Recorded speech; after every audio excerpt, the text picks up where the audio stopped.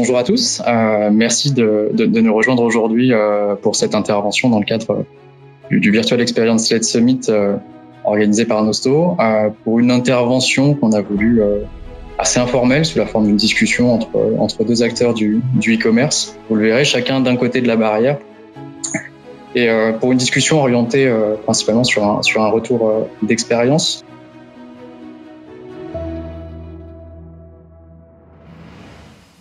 Je vais pas être très poli, mais je vais commencer par me présenter.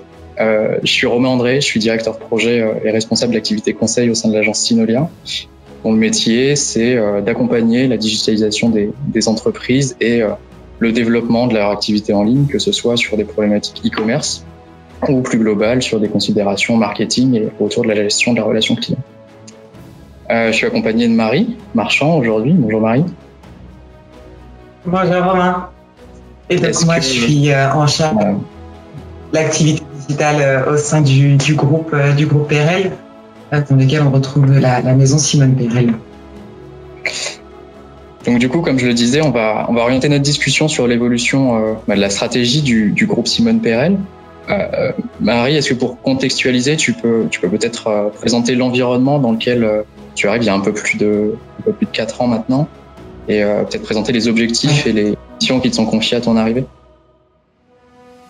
Oui, effectivement, quand j'ai rejoint le groupe PRL, c'est dans un vrai contexte de changement, avec une stratégie en fait de reprendre la main sur la distribution, avec le développement des canaux de distribution en propre via le retail offline, mais aussi le retail online, donc avec notamment la création de sites e-commerce sur lesquels on a travaillé, on a construit ça ensemble avec les équipes de Synolia.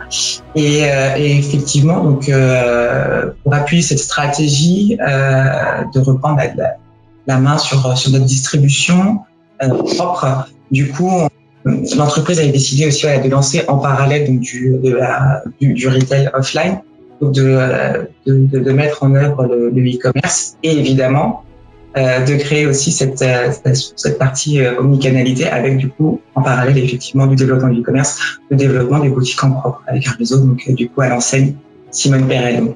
C'est plutôt sympa de pouvoir aussi avoir, ce qui est assez rare en général dans les entreprises, que les deux canaux en fait se développent en même temps. Donc ça nous a permis dès le début de pouvoir construire du coup une offre, une stratégie, une proposition omnicanale extrêmement bien ficelée, pour pouvoir justement offrir in fine une expérience utilisateur slash client un peu sans couture, peu importe le point de touchpoint. Comment dire en français? Touchpoint. Du coup, c'est ce que tu dis, hein, le groupe dans sa stratégie souhaite passer d'une posture de vendeur de gros, pour faire simple, avec un business model orienté B2B, et de le transformer pour développer cette posture de retailer. Alors, on va pas se le cacher, entre nous, c'est du business, donc c'est aussi pour développer son chiffre d'affaires, pour développer sa marge et ses propres ventes en direct. En revanche, est-ce que l'objectif principal, c'est pas aussi de parvenir à remettre la main sur un client, sur la connaissance client, par l'intermédiaire de ces canaux en propre, là où en réalité, quand le cœur de l'activité est de vendre à un réseau de distributeurs qui lui se charge de vendre au client final, finalement on connaît pas très bien son client final et on a du mal à l'adresser dans la connaissance. C'est exactement ça. Effectivement, on vient très rapidement, on vient d'une culture on était fabricant initialement, on vendait à des revendeurs en fait, donc on était en B2B2C, on n'avait pas effectivement cette relation avec la cliente finale. C'était aussi en reprenant la main en fait sur notre canal de distribution, c'était clairement en fait surtout de rentrer en contact avec notre consommatrice finale. En fait, on ne la connaissait pas. Donc effectivement, on a une vraie ambition, une vraie envie de changer notre relation avec notre cliente finale et de nouer un lien beaucoup plus profond avec elle en fait. Donc ce qui a généré effectivement une véritable modification culturelle au sein de l'entreprise, parce que voilà, quand on est à la base, quand on travaille en B2B versus B2C, c'est pas du tout la même chose, c'est pas du tout la même façon.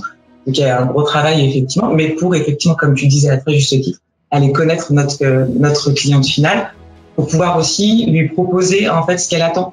Là, on parle plus de notre consommatrice a changé. Notre consommatrice finale avant était un client, un acheteur en fait, B2B. Là, notre consommateur final nous devient une personne lambda, voilà, qui achète de la lingerie pour elle, pas pour la revendre. Et donc, ce qui fait que derrière, effectivement, l'attente en termes de produits va être différente. On parlait à un professionnel, là, on parle à une personne personnelle, en fait, qui a un besoin au quotidien. Donc, effectivement, c'était important aussi de connaître notre cliente finale pour savoir aussi quoi lui proposer, enfin, ce qu'on devait lui proposer en termes de produits, en termes de maintien, en termes de matière, en termes de coloris, etc. Toutes ces choses-là. Et ça, on peut pas le savoir tant qu'on n'est pas en contact avec notre cliente finale. Et du coup, par rapport à ce que tu dis, moi, ça m'évoque deux questions. La première, comment on s'organise? Parce qu'en réalité, ce que tu nous présentais, c'est que tu arrives sur une mission a priori purement digitale, mais qui va s'insérer dans un parcours client beaucoup plus vaste, avec un réseau de boutiques, avec tout un tas d'actions qui vont être réalisées en boutique, et puis des parcours utilisateurs qui peuvent commencer en ligne, se finir en boutique, se faire livrer en boutique, etc. Avec toutes les problématiques multicanales qu'on peut adresser aujourd'hui. Comment on s'organise pour, d'une part, développer une activité commerciale en ligne qui va être autonome, de qualité, et en parallèle, arriver à s'intégrer dans un parcours client sans couture avec tous les points de contact qu'on a, et tu l'as présenté, à tes boutiques que vous êtes en train de développer en propre, mais aussi un réseau de distributeurs qui existe, qui est un peu plus historique, et qu'il faut probablement pas froisser parce que ça reste une part non négligeable du business. Comment s'organiser pour démarrer tout ça? Ce qui est superbe, c'est qu'en fait, ça a été effectivement un vrai projet d'entreprise, au milieu d'autres projets à l'époque, évidemment. Et en fait, du coup, tout le monde était intégré dans ces projets. Donc effectivement, on avait à la fois donc le retail physique, on avait le e-commerce qui était rattaché au retail physique, donc ça aide beaucoup aussi à écrire ensemble du coup une stratégie en fait sans couture. Effectivement, j'ai appris rien que sur le retail, online offline. Forcément, en fait, quand on est sous une seule et même direction, ça facilite beaucoup de choses. Et après, sur la partie du coup détaillant, effectivement sur B2B, mais en fait, du coup aussi cette personne, notre directeur en fait, Websell de l'époque, évidemment intégré aussi. Donc c'était aussi l'omnicanalité, c'était pas que par rapport à notre réseau en propre, c'est aussi par rapport à tout notre réseau en fait de revendeurs. Donc, je pense notamment, tu vois, sur un projet qui illustre vraiment l'omnicanalité par rapport à ce canal-là, sur le canal de distribution, c'est en fait le store locator, pardon. Donc du coup, en fait, c'était un gros travail effectivement, mais nécessaire pour pouvoir aussi mettre en avant tous nos détaillants partenaires depuis des années, en fait, sur ce produit en fait, sur notre site, pour que eux aussi soient bien évidemment mis en avant, parce que ce sont aussi des représentants de notre marque et des revendeurs de notre marque. Donc ça a été très bien pensé niveau groupe, c'est que tout en fait, ce projet a été fait avec les bonnes personnes en fait. Donc ce qui fait que on englobe tout le monde et surtout on a les bons éléments dès le départ en fait pour construire une stratégie qui marche, en fait, qui est pertinente pour tous les canaux. Il n'y a pas un canal de distribution qui se sent un peu à l'abandon. Et complètement, si je reprends un peu les projets qu'on a pu mener ensemble au fil de ces années. Si je reprends un peu l'historique et tu me corriges si tu le faut, mais ce projet digital, au-delà de cette activité en ligne autour de cette connaissance client, on a cherché à le connaître. Ensuite, on a cherché à segmenter, à identifier ses grandes habitudes d'achat, ses usages, ses postures par rapport à la marque et peut-être chercher à le fidéliser.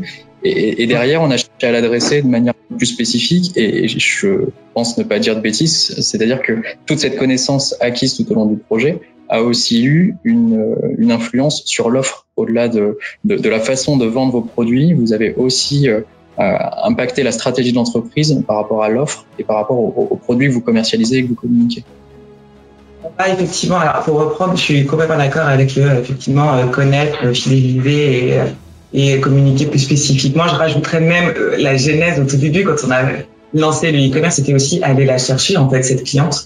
Parce que on l'avait sur nos points de vente physiques, mais qui était en fait multimarque, on a passé à l'ancienne Simone Perel.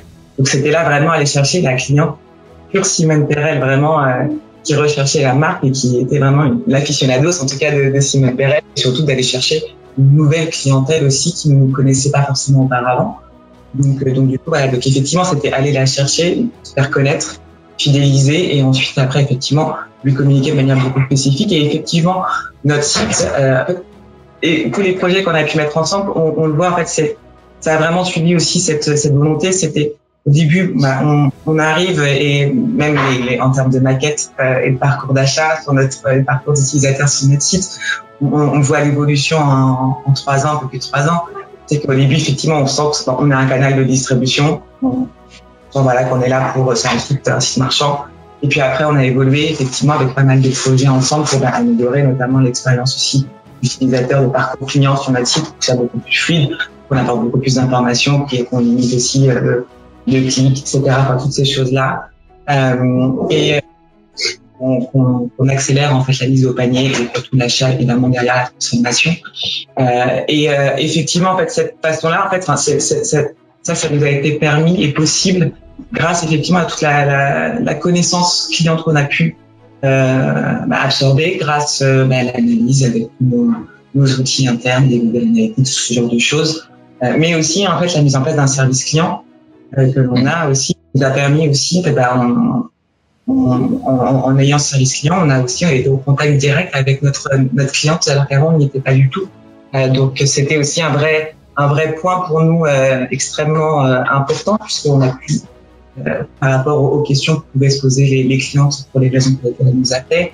Mais aussi nous, on est aussi allé au devant de certaines de nos clients pour justement avoir des remontées sur leur achat, notamment leur parcours d'achat, mais pas que aussi. Après, c'est forcément assez orienté e-commerce dans un temps 1, mais effectivement, on se tourne de plus en plus vers l'aspect produit, ce qui est extrêmement essentiel pour nous en tant que, initialement, on reste quand même des fabricants.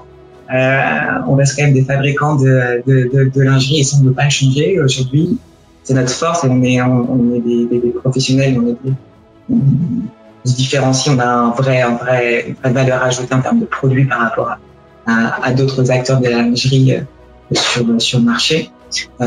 Et ce qui fait qu'effectivement cet aspect-là, le fait pour nous directement auprès de notre cliente, c'est une valeur de dingue qui nous permet de faire évoluer un peu effectivement nos produits ou de nous faire comprendre que non, on est dans la bonne voie pour certains produits et que pour aller chercher une clientèle qui est un peu plus jeune, par exemple, plus urbaine, plus moderne, plus active, aller du coup adapter nos produits. Donc effectivement, ça joue à tous les niveaux finalement de l'entreprise, aussi bien effectivement au tout début de peut-être pas de la création, en tout cas en termes de style, mais ça peut aussi jouer donc voilà de la création jusqu'au SAV en fait, jusqu'à la fin de l'économie.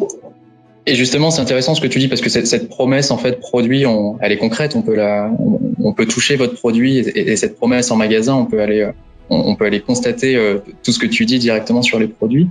D'un point de vue expérience utilisateur, alors sur le site évidemment, dans votre façon de communiquer et dans votre façon d'adresser une stratégie globale marchande depuis vos boutiques jusque sur votre site internet.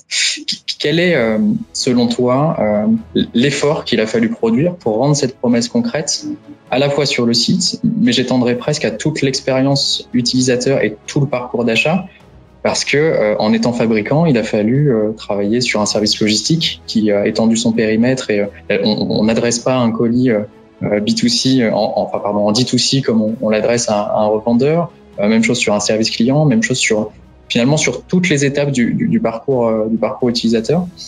Toi, avec ces 4 années d'expérience, quel retour tu peux nous faire sur l'effort qu'il a fallu produire pour embarquer ces services-là et faire finalement d'une promesse digitale un peu impalpable quelque chose de concret qui arrive dans un carton chez une consommatrice, peut-être même qui va être non satisfaite de son produit et qui va vous le retourner et tout ce que ça implique derrière en vue de sa fidélisation. Tout à fait. En fait, c'est l'avantage de ce groupe. C'est très honnête. Hein, c'est pas du tout c'est pas du bullshit. On a des gens en fait qui sont extrêmement motivés et qui sont très moteurs et toujours emballés pour des nouveaux projets. Et notamment, je pense là aux équipes logistiques. En fait, on a la chance d'avoir un centre logistique internalisé. Ça nous donne beaucoup de souplesse. Du coup.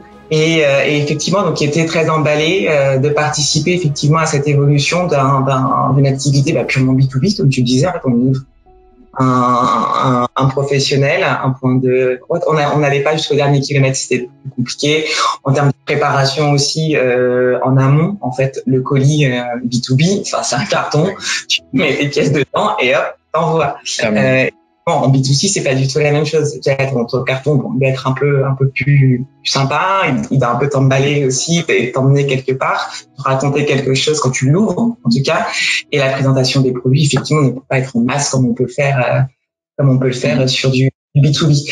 Donc, ça a été un gros travail avec les équipes logistiques. Alors, en amont, évidemment, avec les équipes IT, ça c'est obligé aussi pour pouvoir bien créer des flux séparés et que ce soit aussi facilité au niveau après de la réception, au niveau de notre centre logistique, pour que ce soit extrêmement clair, qu'on puisse dissocier très rapidement. Il y a aussi un service, un niveau d'efficacité, c'est ça aussi le service en B2C et l'expérience en fait utilisateur, c'est en fait à tous les niveaux, soit son couture, effectivement, que ce soit en termes de parcours d'achat online, mais surtout en fait c'est le après et c'est là où les utilisateurs et les acheteurs sont plus exigeants.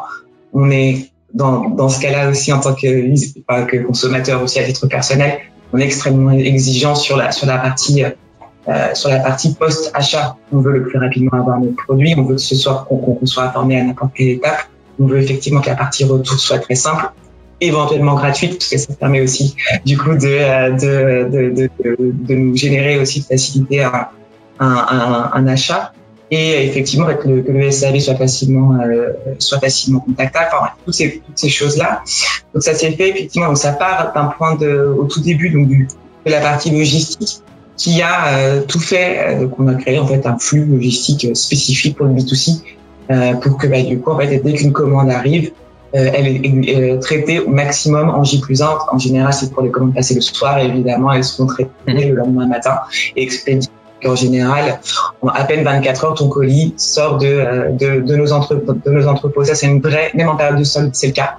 On a des équipes qui sont extrêmement réactives, motivées. Donc, c'est vraiment génial d'avoir c'est beaucoup plus simple de mettre en place ce genre de projet, des gens moteurs aussi au sein de l'internalité aussi.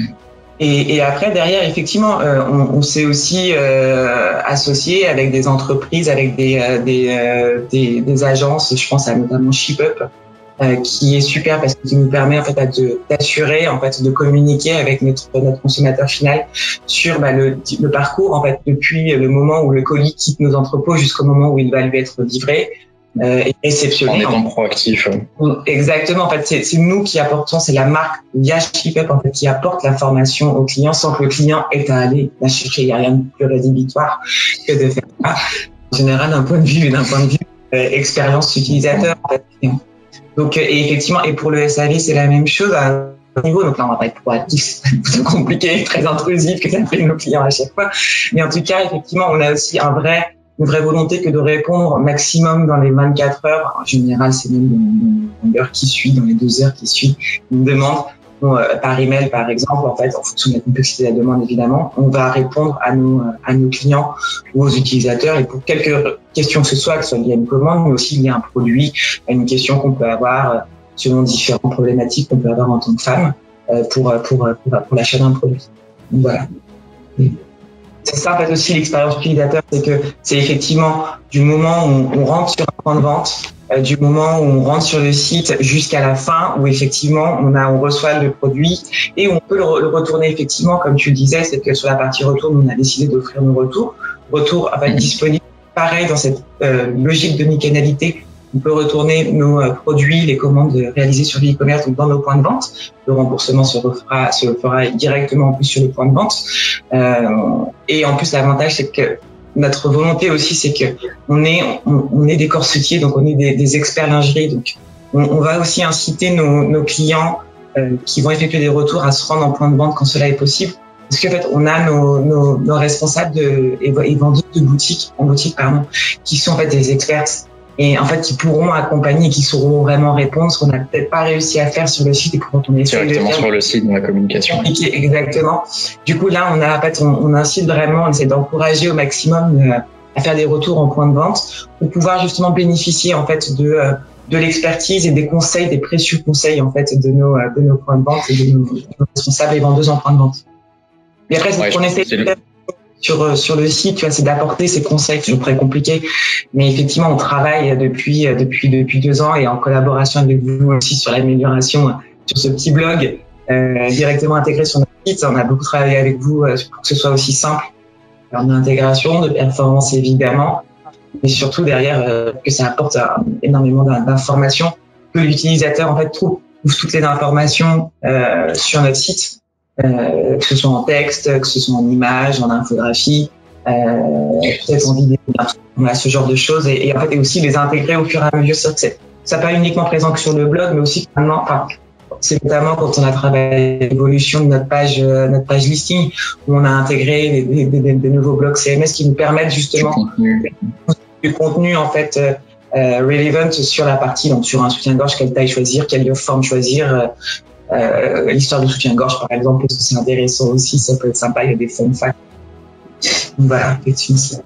Mais c'est là où je pense que, par rapport à tout ce que tu viens de dire, en fait, je pense que la synthèse de toute cette démarche, et c'est là où vous êtes vraiment presque un cas d'école, et c'est intéressant de discuter avec toi aujourd'hui, c'est que toute la stratégie consiste à trouver une solution, que ce soit dans la stratégie d'expédition, stratégie de retour, dans une approche multicanale, que ça se passe en boutique, chez un point de vente partenaire, directement sur le site, et tout ça en envisageant en fait cette expérience d'achat comme finalement une seule et même expérience d'achat orientée vers votre cliente plus que vers une activité commerciale sur des canaux silotés et qui relèverait de stratégies radicalement différentes. Et puis par rapport à ce que tu dis en termes de contenu, alors on sait qu'aujourd'hui on a à peu près 2 clients sur 3 sur Internet qui cherchent avant tout la réponse par soi-même avant de solliciter un service client ou quelqu'un en tout cas qui possède cette réponse. Et je pense que là aussi vous avez su à travers toutes les évolutions, maintenant que le socle technique et que le socle de la stratégie est mis en place, pour adresser une clientèle qui est vaste, qui a des morphologies différentes, qui a des goûts différents, potentiellement de plus en plus à l'international avec des spécificités marché qui sont radicalement différentes. Et c'est là où je pense que tout ça combiné fait tout l'intérêt de votre projet et le succès de la stratégie que vous avez su adopter. Et juste un mot peut-être là-dessus, parce que là on s'est concentré sur B2C, mais par rapport à un réseau historique B2B, quel impact et de quel œil a été vue l'arrivée finalement de cette pour reprendre un peu possession de son canal de distribution et finalement de s'affranchir un peu d'une part historique du business pour passer en direct avec son client? Il y a toujours une crainte qui s'est partagée, qui a été remontée, partagée par nos détaillants historiques. Et ce qu'on comprend, le e-commerce c'est toujours, mais même souvent dans mes précédentes expériences, le retail est extrêmement bien installé et en propre, et l'arrivée du e-commerce en propre a été vue comme un concurrent rien qu'au sein du même groupe. Donc effectivement, c'est toujours vu un peu comme une menace en fait. Mais ce qui est super, c'est que ça a été extrêmement bien expliqué, comme je te disais tout à l'heure aussi, c'est qu'on a essayé aussi dès le début en fait, l'entreprise, le groupe a mis en place, a décidé d'écrire en fait des petits projets intégrant en fait justement tous ces détaillants, tout ce canal de distribution en fait directement dans cette stratégie. On continue à avancer, trop en dire, on continue à avancer du coup sur justement la mise en avant de ces partenaires. Ce sont des partenaires et ce sont toujours des partenaires. C'est vrai qu'il y a une vraie, la lingerie. On est sur un contexte de changement assez. C'est un secteur qui est assez bousculé depuis quelques années. Donc, il faut absolument qu'on se renouvelle. On ne peut pas non plus surtout lâcher nos partenaires historiques que sont nos partenaires wholesalers, France ou international, effectivement, parce que donc, Simulpar est un groupe international, on est distribué dans plus de 60 pays. Donc, on va accompagner nos partenaires en fait au niveau international et utiliser ce canal et le e-commerce effectivement pour aussi les mettre en avant. C'est essentiel. On ne peut pas se permettre de les lâcher, on peut pas se permettre d'ignorer en fait ce canal. Et en même temps, c'est aussi assez intéressant parce que effectivement, on le vit en général. C'est très souvent l'omnicanalité avec le réseau en propre physique et le online évidemment. Là, c'est encore plus challengeant parce que ce sont des choses qui n'existent pas forcément sur le marché. On n'a pas forcément de benchmark avec d'autres entreprises qui font ça. Donc c'est très challengeant et en même temps, voilà, on va aller chercher des solutions innovantes avec les différentes personnes en charge de ces différents canaux de distribution en interne, avec nos clients directement aussi. Donc, on les intégrer aussi dans cette réflexion. Et donc voilà, c'est essayer de mettre en place, de mettre en avant en fait ces points de vente, parce qu'on ne veut pas les lâcher sur nos partenaires on a depuis plus de 70 ans. On fonctionne depuis plus de 70 ans en B2B, on ne va pas arrêter, c'est pas un enjeu d'arrêter. Donc du tout, au contraire, on a une vraie envie, et surtout après cette période du confinement, on a eu au niveau européen des impacts extrêmement forts. Au contraire, on veut encore plus les accompagner, les aider, en fait, les soutenir. On veut être une marque partenaire en fait aussi pour nos clients B2B. En fait, vraiment, l'expérience utilisateur, on l'a vraiment fait finalement un peu avec avec le client B2C, mais avec le client B2B aussi. En fait, c'est vraiment quelque chose qu'on a. Et puis il y a un mot qu'on n'a pas dit, je pense, qui est hyper intéressant et qui peut répondre aussi à certaines réticences de certains marchands à aller justement dans la vente en ligne en propre. C'est que cette vente en ligne, on l'abordait juste avant, c'est que c'est aussi une façon de communiquer. Enfin, au-delà de remettre la main sur un réseau de distribution, c'est aussi une vitrine. Voilà, c'est une vitrine pour la marque.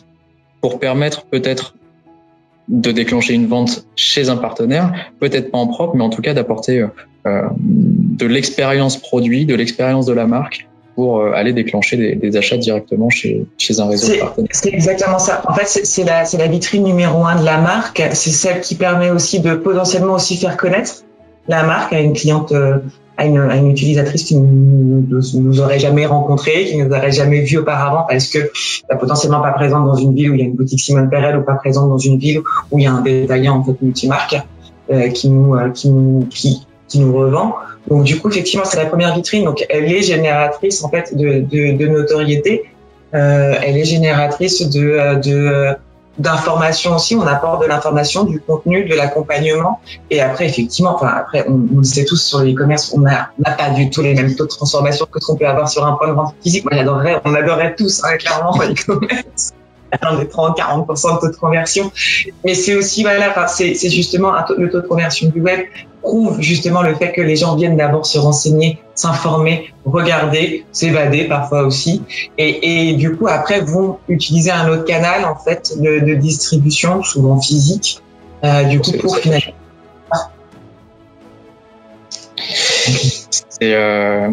C'est très intéressant tout ça. J'ai le sentiment qu'on arrive au bout du temps qu'on nous accorde. Je sais qu'on pourrait en parler pendant des heures. Je pense qu'il faut conclure peut-être sur deux questions, en tout cas deux points qui me semblent intéressants à aborder pour conclure.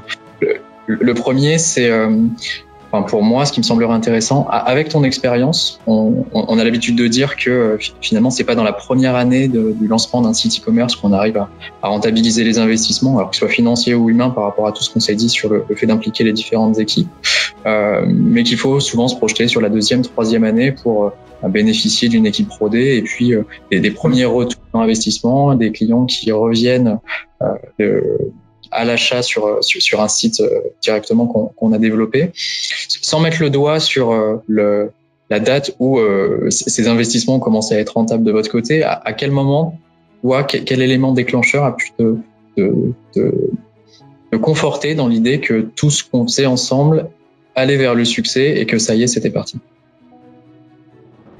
Est-ce qu'il y a un élément clé, quelque chose qui a pu te conforter dans cette sensation, que ce soit en interne par rapport à tous ces services qui sont derrière toi, derrière ce projet, ou au contraire avec des réseaux de distributeurs qui finalement ont mis leur réticence de côté et sont redevenus des partenaires avec qui vous avez travaillé main dans la main sur cette activité digitale? On peut dissocier, en fait, il y a eu sur la partie effectivement rentabilité, je vais dissocier la partie rentabilité et la partie aussi après avec nos distributeurs, parce que ça s'est fait à deux moments différents effectivement. La partie rentabilité, en fait, pour être tout à fait honnête, et c'est une super bonne nouvelle, c'est à partir de la première année complète, en fait, on a trouvé un bon bas de ligne. Donc du coup, on était à l'équilibre. Donc effectivement, après les suivantes, ça n'a été que du positif, et donc c'est superbe. Effectivement, on a lancé en mai 2017 et donc 2018 c'était parti pour nous. Donc c'est pas souvent le cas, mais voilà. pense que du coup, on était attendus. C'est aussi une bonne nouvelle. On était attendus. On a su rencontrer aussi, aller chercher les bonnes personnes sur les bons canaux aussi d'acquisition. Donc voilà. Après, on a évidemment affiné au fur et à mesure. Quand t'as que 2 ans ou 3 ans d'historique des données, c'est pas énorme. Donc t'apprends tous les ans pour accumuler de la donnée, c'est ce qui permet derrière après d'aller cibler encore plus facilement, encore plus précisément, du coup la bonne personne à aller chercher. D'un point de vue partenaire détaillant, là on est là dans déjà 2019 et 2020, ce sont vraiment les 2 années en fait où on opère un changement, où on avance en toute transparence avec eux, on leur communique tous les éléments, tout ce qui va être réalisé, tout ce qui va être fait. On leur offre aussi, dans la mesure du possible, la possibilité parfois aussi de pouvoir réaliser les mêmes opérations, les mêmes actions que ce qu'on peut mener aussi sur le web. On a une approche vraiment différente. On pouvait avoir, avant beaucoup d'alignement entre le online et le offline sur nos réseaux en propre. Effectivement, comme je le disais tout à l'heure, c'est que on veut aussi quand même accompagner nos détaillants. En fait, on veut être des partenaires aussi. Donc, ça passe aussi par cette vitrine numéro 1 où on se doit aussi de mettre en place, donc de leur communiquer le plus en amont possible tout ce qui va être fait, d'écrire avec eux, avec notamment notre directrice wholesale. On écrit ensemble le plan de communication avec les détaillants, avec les détaillants online évidemment aussi, parce qu'on a une partie aussi d'acteurs digitaux et des détaillants en fait qui sont très forts aussi sur le digital, extrêmement forts même, et qui font un super boulot et qui nous redistribuent effectivement sur le site. Donc du coup voilà, donc ça s'opère plus là depuis une petite année. Ça a vraiment commencé en 2019, on l'a vraiment mis en place, c'est les débuts.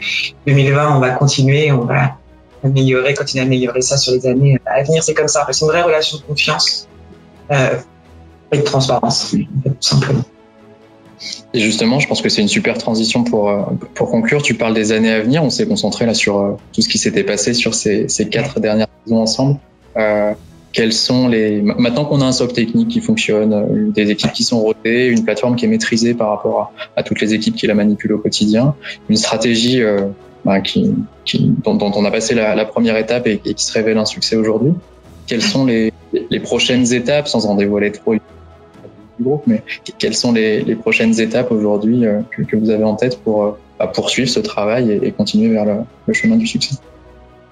Ça va être, les prochaines étapes vont être de continuer à encore mieux connaître notre cliente et notre potentiel cliente aussi. Voilà, c'est d'aller la chercher. Donc en interne et en externe. En interne, ça va être notamment avec le lancement de notre programme de feed dans les à venir.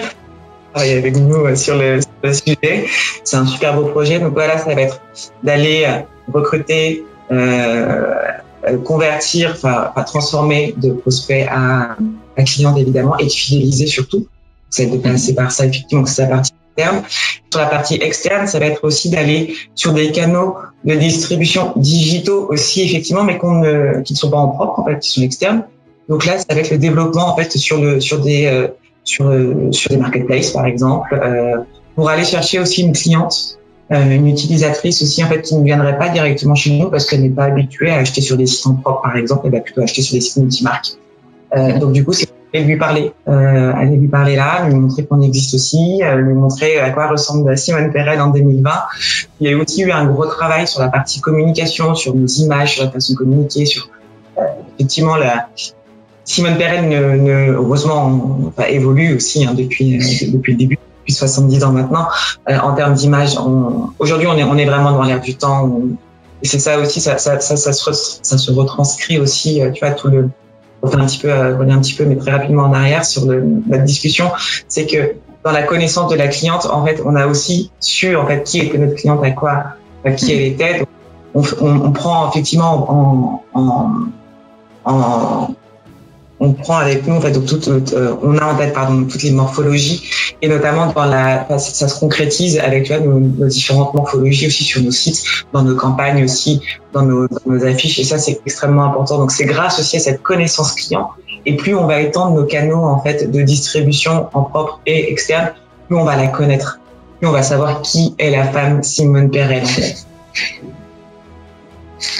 Bon, écoute, ça me semble très clair tout ça. Merci en tout cas du temps que tu nous as accordé aujourd'hui. Merci à tous ceux qui nous ont rejoints. Et puis, le format ne permet pas évidemment l'interaction avec les gens qui nous auraient écoutés, mais je pense que toi comme moi, on reste disponible s'il y a besoin d'évoquer ces sujets, de creuser et de préciser peut-être certaines choses sur lesquelles on est passé très rapidement du fait du format. Mais en tout cas, merci à tous et en particulier à toi, Marie, de ce temps d'échange. Merci Romain, avec plaisir.